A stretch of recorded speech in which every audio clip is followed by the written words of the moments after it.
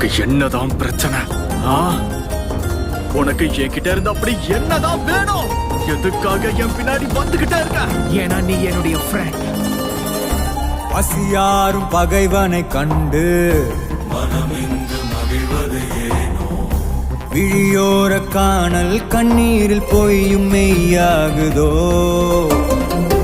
கரையில் தன் நிழலினை கொண்டு அதை தேடி அலைவது ஏனோ?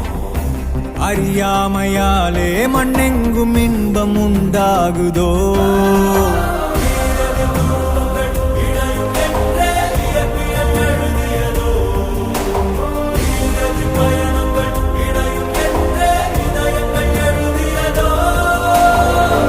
எங்காகிலும் பார்த்தது உண்டோ?